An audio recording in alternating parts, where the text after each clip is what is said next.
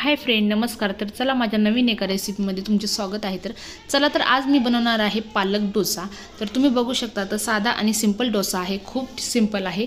आणि पालक भाज्या खात नाहीत ना मुलं, म्हणून आपण ना यांना अशा पालेभाज्या खाऊ घालायच्या। कारण की आता उन्हाळा आहे आणि आपल्या शरीरामध्ये ना खूप सारं प्रोटीन कमी पडते। तर आपल्याला ना मुलांना पालेभाज्या खायला द्यायला पाहिजेत। तर बघा तुम्ही, ही आहे पालक भाजी, मी स्वच्छ धुवून घेतली आणि बारीक कापून घेतलेली आहे। इथं कढईत तेल ठेवलेलं आहे आणि तेल टाकून मी ना ही भाजी परतायला टाकलेली आहे। थोडंसंच फ्राय करायचं, हिला जास्त फ्राय करायचं नाही आहे। तुम्ही बघू शकता तर मस्तपैकी याला मी ना आणि थोडंसं चवीनुसार मीठ टाकून घेतलेलं आहे मी। म्हणजे याचा जो कलर आहे ना हिरवा, तो तसाच कलर राहतो, हिरवा छान कलर राहतो। आणि बघू शकता तुम्ही मस्तपैकी याला फ्राय करून घ्यायचं। आणि मुलांना ना खूप सारं प्रोटीन कमी असल्यामुळं ना मुलांना खूप डोळ्यांना, शरीराला खूप सारे प्रॉब्लेम येत राहतात। तर मला असं वाटतं सर्वांचे मुलं खूप सुखी आणि समाधानी राहावा आणि त्यांच्यासोबत आपलंही शरीर सुखी समाधानी राहावा। आणि आपलं शरीर राहिलं ना सुखी तर सर्व काही सुखी राहतं। तर बघू शकता तुम्ही सर्व आणि हे स्पेशली मुलांसाठी आहे, कारण की ना दुपारच्या वेळेस मुलांना तुम्ही नाश्त्याला देऊ शकता, 4-5 वाजता देऊ शकता। मुलं आवडीने खातात बघा, कारण मी माझ्या घरी जे पदार्थ बनवते ना ते मुलं माझ्या आवडीने खातात। आणि ही मी भाजी फ्राय करून घेतली होती, थंड करायला ठेवली होती। थंड झाल्याच्यानंतर मी याच्यात थोडंसं पाणी टाकून तिला पूर्ण ताटातली काढून घेतलेली आहे। आपल्याला हे मिश्रण आता ना मस्तपैकी काढून घ्यायचं आहे। तुम्ही बघू शकता याला हिरवागार कलर आलेला आहे, खूप छान कलर आलेला आहे। आणि मी ना ह्यामध्ये आपलं हे मिश्रण पूर्ण एका वाटीत काढून घेतलेलं आहे। आणि मी ह्या बाउलमध्ये ना एक वाटी मी आपलं याचं पीठ घेतलेलं होतं, गव्हाचं पीठ, आणि 1 वाटी बेसन पीठ घेतलेलं होतं। आणि ना त्यामध्ये मीठ टाकलं होतं चवीनुसार थोडंसं। आणि हे मिश्रण आहे ना ते मिश्रण मी पूर्ण ॲड करून घेतलेलं आहे। आणि त्याला ना 5 मिनटं ठेवून द्यायचं साईडला, तोपर्यंत आपण चटणी बनवून घेऊया। मी इथं लसणाच्या कचळ्या घेतलेल्या आहे, इथं कैरी घेतलेली आहे, आणि इथं घेतलेलं आहे खोबरं खिसलेलं। तर खोबरं घेतलेलं आहे 2 चम्मच, आणि इथं तुमच्या अनुसार तुम्ही मिरची घेऊ शकता, तिखट किती घ्यायची काय तुम्ही त्याचं ॲडजस्ट करू शकता। मी कवळ्या इथं 4-5 मिरच्या घेतल्या होत्या, कारण मला मुलींसाठी नाश्ता बनवायचा होता माझ्या। तर तुम्ही बघू शकता तर इतकं छान होतो ना हा नाश्ता, खूप छान होतो आणि आवडीने खातात मुलं। आणि कैरीमुळं खट्टी मिठी चटणी होती, तर खूप छान चटणी होती। तुम्ही बघू शकता ह्यामध्ये आपण थोडंसं पाणी टाकून घेतलेलं आहे, थोडंसं मीठ टाकून घ्यायचं आपल्याला।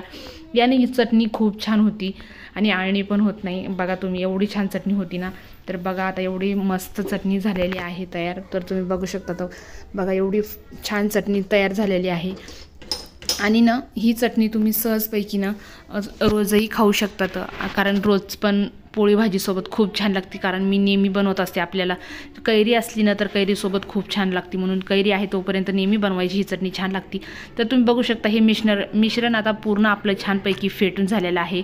आणि ना मस्तपैकी हे भिजलं पण होतं। आणि त्यामध्ये मी 1 चम्मच तीळ टाकून घेतलेले आहेत आणि त्याला ना हलवून घेतलेलं आहे। आणि आता इथं मी गॅसवरती तवा ठेवला होता, बारीक गॅसवरती। आणि ना तवा मस्तपैकी हे ना डोशाचा तवा असल्यासारखा तवा आहे आपला।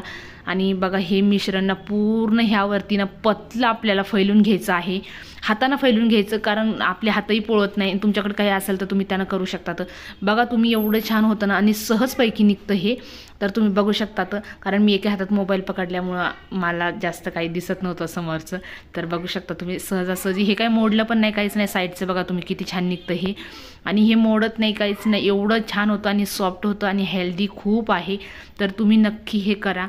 तर चला आमच्या चॅनलला लाईक करा, सबस्क्राईब करा, आणि म्हणजे माझे नवनवीन जे व्हिडिओ आहे तुमच्यासाठी ते नक्की तुम्हाला बघायला भेटतील। तर चला हे आहे, मी तुम्हाला सांगितलं होतं मी घरी गावरान तूप बनवत आहे। तर हे आहे गावरान तूप म्हशीचं।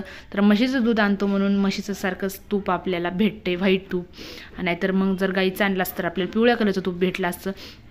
तर पूर्णपैकी हे छानपैकी झाल्याच्या नंतर ना मी याला मस्तपैकी तूप टाकून घेतलेला आहे। आणि इतका खमंग आणि इतका छान वास येत होता ना, खूप छान वास येत होता।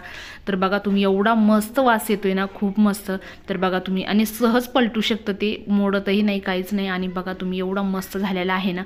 तर हे बघा आता आपलं डोसा तयार झालेला आहे। आता ही चटणी आपण टाकून घ्यायची आहे, त्याच्यासोबत तुम्ही सॉसही घेऊ शकतात। तर बघा हे एवढं छान झालेलं आहे, आपला डोसा तयार झालेला आहे आणि मुलं खूप आवडीने खातात। तर तुम्ही एकदा बनवला ना तर तुम्ही नेहमी सहज बनवताना एवढे छान होतात ना, खूप छान होतात।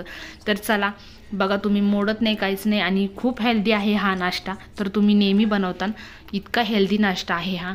तर बघा इथं चटणी एवढी छान अप्रतिम चटणी आहे. तर तुम्ही ना ही चटणी सहज तुम्ही तोंडी लावायला बनवू शकतात.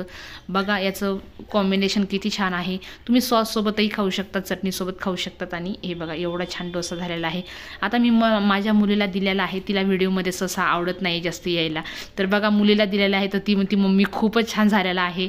कारण ना मुलं खूप आवडीने खातात आणि हेल्दी राहतात मुलं पण. तर चला आमच्या चॅनलला नक्कीच सबस्क्राईब करा आणि आमचं बेल आयकॉनचं बटन दाबायला नक्की विसरू नका. तर मला कमेंटमध्ये सांगा की कसा झालेला आहे डोसा.